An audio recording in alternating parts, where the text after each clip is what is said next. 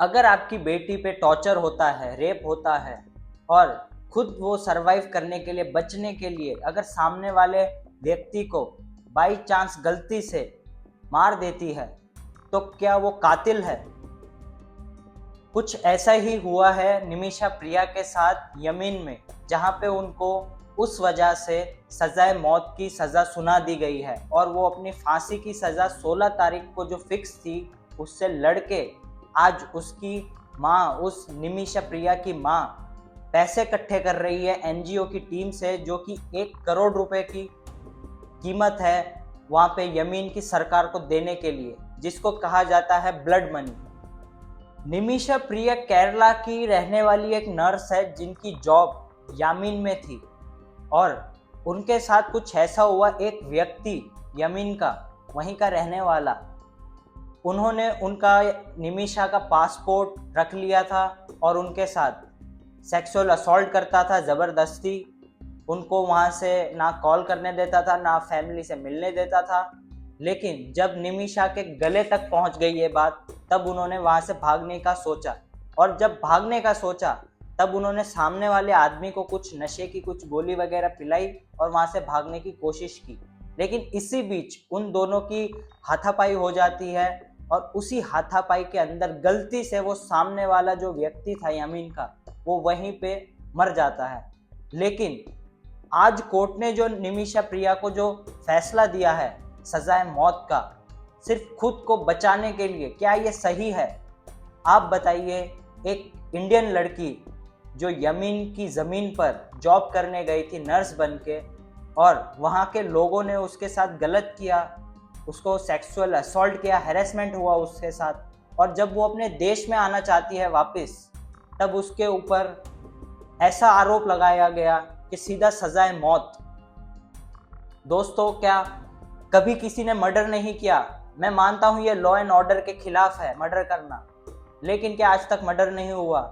अजमल कसाब जैसे ताजमहल के अंदर बंदूक लेके घुस गया था, लेकिन फिर भी उसका केस 10 साल तक चला, तब जाके उसको फांसी मिली।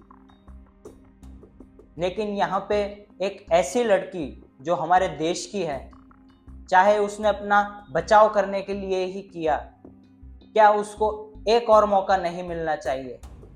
आप बताइए, क्या इंडिया नाकाम हो रहा है अपनी बच्चियों को बचाने के लिए जो बाहर जाती है? ब्लड मनी, जिंदा रहने की कीमत कितनी है?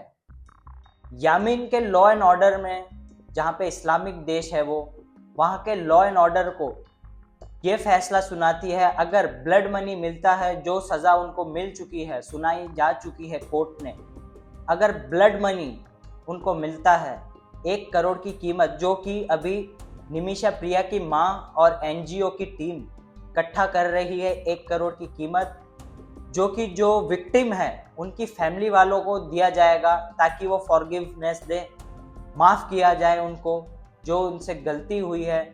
लेकिन सवाल ये है दोस्तों कि एक ज़िंदगी की कीमत पैसों से लगाई जा सकती है? अगर आपने केरला फाइल्स देखी है तो उसमें आपने देखा होगा कैसे क्रिश्चियन हिंदू लड़की को अपना धर्म कन्वर्ट करने के लिए कैसे माइंड को उनका वॉश किया जाता है और ट्रैप में फंसाया जाता है, फिर उनको अफगानिस्तान, पाकिस्तान जैसी कंट्रीज में ले जाके नौकर बना दिया जाता है। उनके साथ ऐसी चीज़ें होती है जो हम सोच भी नहीं सकते। लेकिन ये एक फिल्म नहीं, ये एक रियल केस है जो आज की डेट में 16 जुलाई को, जिसके ऊपर सजाए मौत की फांसी देने की तारीख थी, लेकिन क्या हम अपने देश की लड़की को बचा सकते हैं? आप बताइए दोस्तों। ये एक ऐसी कहानी है निमिषा प्रिया की, जिसमें हर एक माँ अपनी बेटी के साथ जुड़ी हुई है और हर एक देश की लड़की जो इंडिया से बाहर विदेश जाती है जॉब करने, बिजनेस करने, लेकिन क्या वो वहाँ पे सेफ है?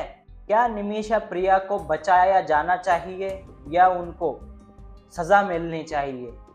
एक तरफ लॉ उनको कातिल कहता है तो एक तरफ वो खुद को विक्टिम कहती है, जहाँ पे उन्होंने अटैकर से बचने के लिए, खुद को सरवाइव करने के लिए, बचाने के लिए मर्डर कर दिया, और अब वो देश में, अपने देश में अपनी माँ के पास वापस आना चाहती है।